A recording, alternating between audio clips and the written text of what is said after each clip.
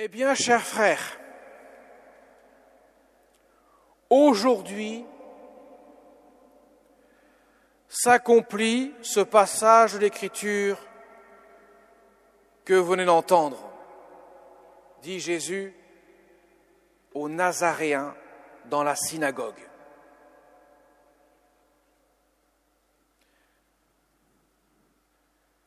Mes chers amis,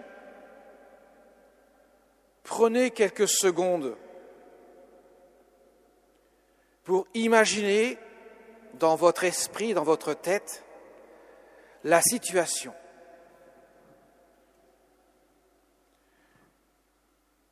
Jésus revint à Nazareth. Il y a vécu pendant 30 ans. Autrement dit, tout le monde le connaît. Ou du moins pense le connaître.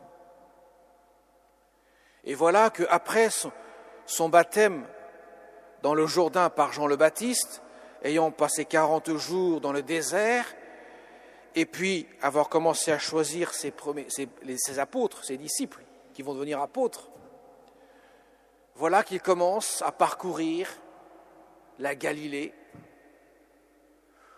non loin de Nazareth, et commence à faire des miracles.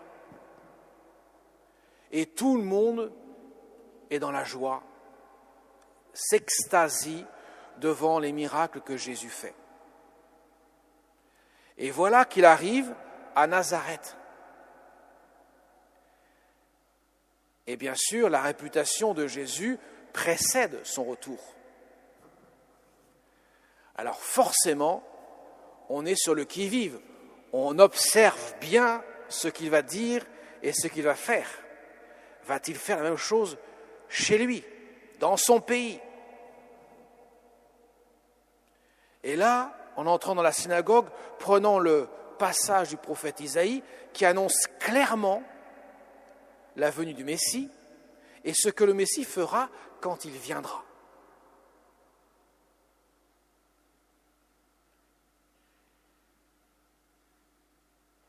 Et une fois assis, prononçant ces paroles, aujourd'hui s'accomplit ce passage de l'Écriture que nous venons d'entendre, évidemment, commence à germer dans la tête, mais n'est-ce pas le fils de Joseph? Pourquoi dit-il cela?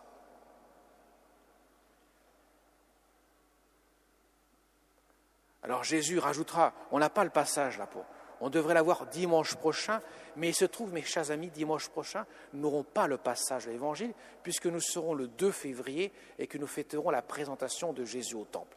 C'est pour cela que je me permets d'en rajouter un petit passage dans l'explication, parce que c'est intéressant de comprendre, de saisir bien ce qui se passe. Alors Jésus, bien sûr, va dire, sûrement vous allez me citer le dicton, médecin, guéris-toi toi-même. Autrement dit, fais ici ce que tu as fait ailleurs. Fais-nous des miracles, et à ce moment-là, nous pourrons croire en toi.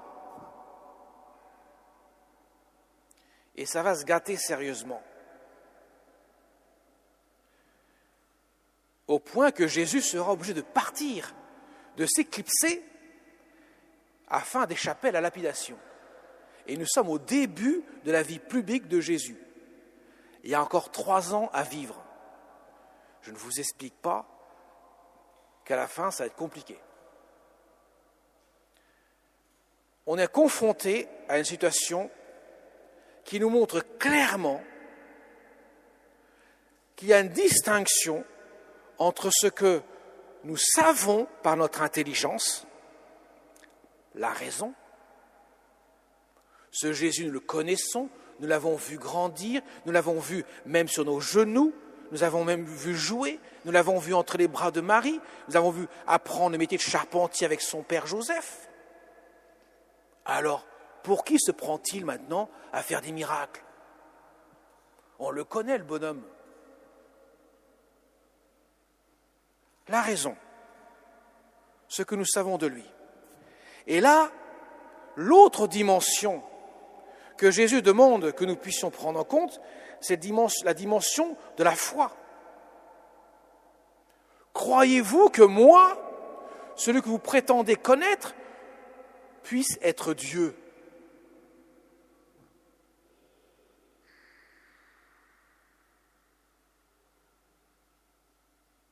Pour beaucoup, non. Beaucoup de pharisiens, de chefs de prêtres, des scribes, avec l'intelligence des Écritures qu'ils connaissent, ils pensent tout savoir, ils pensent dominer tout. Il est impossible que Dieu soit dans un homme. Ils l'ont décrété, c'est une vérité établie, de telle sorte que cette vérité ne peut pas changer.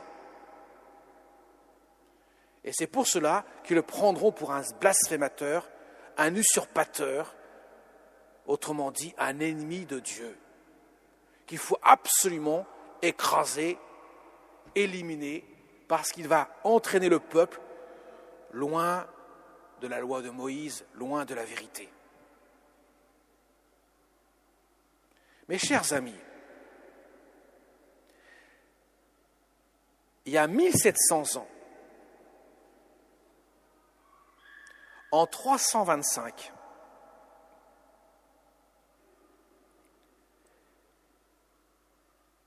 le premier concile écuménique de l'histoire de l'Église se réunit. Vous allez voir pourquoi je parle de ça. Pourquoi ? Parce qu'il y a un prêtre qui s'appelle Arius, qui est loin d'être l'imbécile, qui est prêtre d'Alexandrie, et que lui, il prétend que Jésus n'est pas Dieu.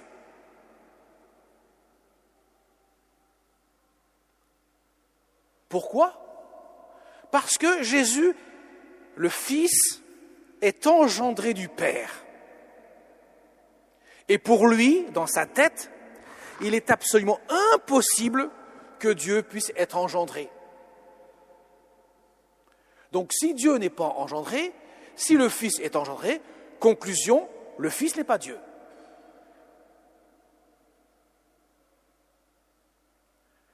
Encore la raison, l'intelligence qui surplombe tout. Je ne peux pas concevoir que Dieu puisse s'incarner, je ne peux pas concevoir que Dieu puisse être engendré. Par conséquent, c'est niette, Dieu ne peut pas faire cela. Et Arius, bien sûr, sera condamné, et l'Église affirmera dans le symbole de Nicée, vrai Dieu, né du vrai Dieu, engendré, non pas créé, consubstantiel au Père, autrement dit, partageant la même substance, le même être que le Père, bien que le Fils soit engendré du Père. Vous voyez, dans le même cas de figure, nous avons toujours celui qui prétend savoir et que Dieu ne peut pas faire ce que lui prétend impossible. Quel contraste avec la Vierge Marie! Nous l'avons vu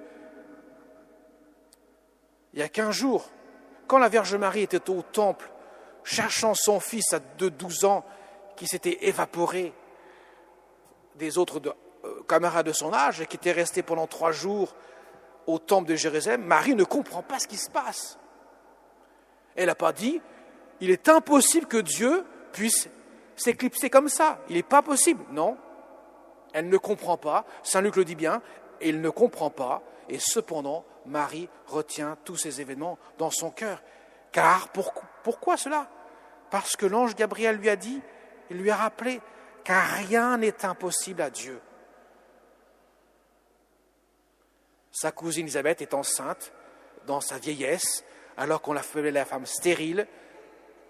L'ange ajoute, car rien n'est impossible à Dieu. Autrement dit, mes chers amis, Jésus invite les Nazaréens à faire preuve de foi, à ouvrir leur cœur et à accepter le mystère. Car sans cela, il est impossible d'aller à Dieu. De même que vous avez besoin d'un véhicule pour vous transporter d'un lieu A à un lieu B, de même pour aller de la terre au ciel, il faut passer par la foi. Il n'y a pas d'autre moyen. Et la foi, c'est quoi ? C'est un don de Dieu qui me conduit à accueillir la révélation de Dieu.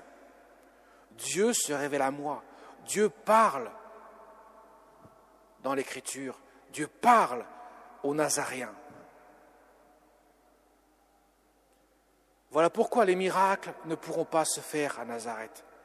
Les cœurs sont englués, enténébrés, dans leur certitude que Dieu ne peut pas faire cela. Alors que d'autres